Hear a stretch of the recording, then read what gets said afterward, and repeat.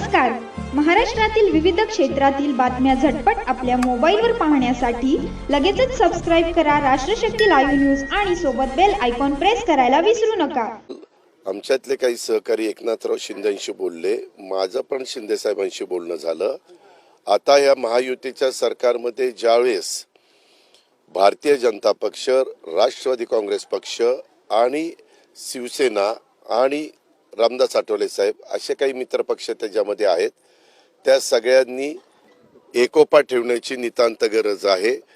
काही पक्षातल्या लोकांना जर काही वक्तव्य करायचे असेल तर ती वक्तव्य करताना ह्या महायुतीला किंवा एनडीए जो घटक आहे त्याचा कुणालाही त्रास होणार नाही, कुणाच्याही भावना दुखावल्या जाणार नाही, अशा पद्धतीनं सगळ्यांनी प्रयत्न केला पाहिजे.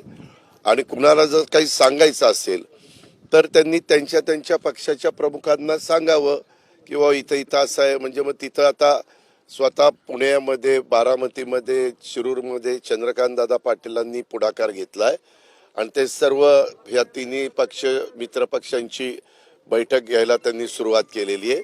आणि त्याच्यात जिल्हा स्तरावर, गाव स्तरावर तरी सगळ्या कार्यकर्त्यांनी एकत्रपणे, कारण काय झालं, मागं विधानसभेच्या निवडणुका झाल्या त्यावेळेस त्याच्यातले शिवसेना आणि भाजप एकत्र होतं, आम्ही आणि काँग्रेस एकत्र होतं. आता काँग्रेस आणि शिवसेना एकत्र आलेल्या आहेत. त्याच्यामध्ये ते शरदचंद्र पवार काय पक्ष का काय गट ते एका बाजूला त्यांच्याबरोबर गेलेले आहेत. आम्ही आता भाजप, शिवसेना आणि म्हणजे धनुष्यबाण, घड्याळ आणि कमळ हे एका बाजूला आलंय आणि ते बाकीचे जण एका बाजूला गेलेत. अर्थात लोकशाहीमध्ये या गोष्टी चालतात. आम्ही शेवटी विकास हा बघतो. आता याच माळावर तुम्हालाही सगळ्यांना माहिती आहे, काही नव्हतं इथं, कुसळाशिवाय काही उगवत नव्हतं. परंतु इथं आज 18 एकर जागा आम्ही मार्केट कमिटीला दिली बारामतीला, आणि मार्केट कमिटीने इथं आपला एक तलाव होता त्याच्यातली भराई 6,500 ते 7,000 ट्रक 6 ब्रासचे इथं माल टाकला आणि सगळं भरून घेतलं. आता इथं चांगल्या प्रकारचं मार्केट माझ्या सुपा परगणाला शोभेल असं करण्याच्या बद्दल आमच्या सभापती, उपसभापती आणि त्यांच्या सगळ्या मार्केट कमिटीच्या सदस्यांनी ठरवलेलं आहे. माझ्या परीनं मी पण त्यांना जेवढं काही सहकार्य करता येईल, गेले 30 वर्ष मी हेच काम बारामतीमध्ये करतोय, त्या पद्धतीने मी सहकार्य करणार. आणि लवकरात लवकर हे कंपाऊंडचं काम, रस्त्याचं काम, ते जे काही आमचा कांदा विक्रीच्या करता सेल वगैरे लागतो ती सगळी कामं, काही व्यापाऱ्यांच्या करता गाळे, झाडं, या सगळ्या गोष्टी आता आम्ही सुरू केलेल्या आहेत. दादा, निलेश लंके नाराज आहेत. निलेश लंके नाराज आहेत, ते तिथल्या स्थानिक राजकारणावर नाराज आहेत. त्यांना मी काल घेऊन बसलो होतो. त्यांनी एका मंत्री महोदयांच्या बद्दल मला तक्रार केली आमच्या महायुतीतल्या, आणि ते म्हणले की मला ह्या पद्धतीनं सतत अडचण येते, त्रास होतो आणि त्यामुळं ते नाराज आहेत. मी त्यांना म्हणालो की एकदा एकनाथराव शिंदे, तुम्ही, मी आणि देवेंद्र फडणवीस आपण बसूया आणि ज्या मंत्र्याच्या बद्दल नाराजी आहे त्यांनाही आपण बोलूया आणि त्याच्यातून जे काही गैरसमज झाले असतील, कुणाला कमी लेखण्यात आलं असेल, काही आणखीन काही प्रश्न निर्माण झाले असतील ते सोडूया. परंतु तू व्यवस्थितपणे राहा, कुठंही चुकीचं काही करू नको. आता तो राष्ट्रवादी काँग्रेस पक्षाचा आमदार आहे. सगळ्या आमदारांना राष्ट्रवादी काँग्रेस पक्षाचा व्हीप लागू झालेला आहे. त्यांनी जर काही वेगळं केलं तर मग त्यांना स्वतःला राजीनामा देऊनच करावं लागेल, म्हणजे उभं राहायचं वगैरे म्हटलं तर. असं सध्याची परिस्थिती आहे. परंतु बातम्या जोरात चाललेल्या आहेत आणि त्याला समोरच्या लोकांना उमेदवार नसल्यामुळं ते असे वेगवेगळ्या लोकांना, म्हणजे तुम्हा पत्रकार मित्रांना आठवत असेल की ज्यावेळेस ही सगळी भूमिका 2 जुलैला घडली आणि हे सगळं अस्तित्वात आलं, त्यावेळेस त्यांच्यातलेच काही जण म्हणत होते की हे जे बाजूला गेले त्याच्यातल्या एकाला देखील परत घ्यायचं नाही. अजून ते बोलून 6 महिने नाही झालो, तोच लगेच त्या निलेशला, अरे निलेश तू आमचाच आहे, निलेश तू आमचाच आहे करायला लागले.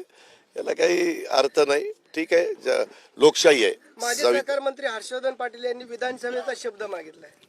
नाही, त्याच्याबद्दल आम्ही देवेंद्रजी, हर्षवर्धनजी, आम्ही सगळेजण बसू. आणि ते आता भारतीय जनता पक्षाचे एक नेते आहेत.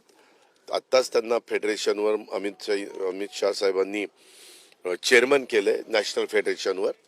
आणि ते तुम्ही म्हणताय ते माझं त्यांचं फोनवर बोलणं झालं, परंतु एक मीटिंग आमची आता देवेंद्रजींच्या उपस्थितीत होईल. गेल्या अनेक वर्षांपासून बोरमध्ये पवार साहेबांचा विरोध होता, परंतु आता शरद पवारांच्या उपस्थितीमध्ये मेळावा झालाय शरदचंद्र पवार गटाचा नसरापूरमध्ये. कसं बघ? प्रत्येक जण बेरीज काढण्याचा प्रयत्न करताय. मागं थोपटे साहेबांचं आणि साहेबांचं कधी जमायचं नाही, परंतु आताच्या निवडणुकीच्या निमित्तानं थोपटे साहेबांची आणि काँग्रेसची मतं मिळवण्याच्या करता त्यांनी जमून घेतलेलं. दादा, सुप्रीम कोर्टाने तुम्हाला पवारांचं नाव आणि त्यांचं चिन्ह वापरण्यास बंदी घातली. त्याच्या दादा, सुप्रीम कोर्टामध्ये जी सुनावणी झाली, सुप्रीम कोर्टाने असं म्हटलंय की साहेबांचा फोटो जो आहे तो वापरू नका, कारण तुमचा आता एक वेगळा पक्ष आहे, पक्षाचं अरे चिन्ह बाबा, आहे ते वापरा. तुला माहिती का, ज्या वेळेस आम्ही ही भूमिका घेतल्यानंतर आम्ही ते सगळं वापरत होतो, त्यावेळेस त्यांनी मीडियामध्ये सांगितलं की माझा फोटो जर कोणी वापरला तर मला ऍक्शन घ्यावी लागेल. ऍक्शन घ्यावी लागेल.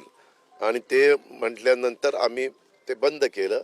आम्ही आता सुसंस्कृत नेते म्हणून चव्हाण साहेबांचा फोटो लावतो आणि लोकांच्या समोर जातो. मात्र ते असं म्हणतात की पवारांची लोकप्रियता जास्त आहे, त्यामुळे पवार साहेबांचा फोटो अजूनही वापरला जातो. त्याचे पुरावे वकिलांनी सुप्रीम कोर्टामध्ये दिले. कुठे वापरलं सांगा नाशिक ना. जिल्ह्यामध्ये त्यांचे पोस्टर तुम्ही परवा बारामतीमध्ये नमो चा कार्यक्रम झाला, रोजगार मेळावा, कुठं तुम्ही बघितला? त्या संदर्भात जर कोणी वापरत असेल तर त्यांना, म्हणजे मला तर माहित नाही, कारण आम्ही पण सगळ्यांना सांगितलं, शेवटी हयात व्यक्ती जी असते त्यांचा फोटो वापरण्याचा अधिकार त्यांच्या संमतीनेच असतो, ह्याबद्दल दुमत नाहीच. माहितीचा उमेदवार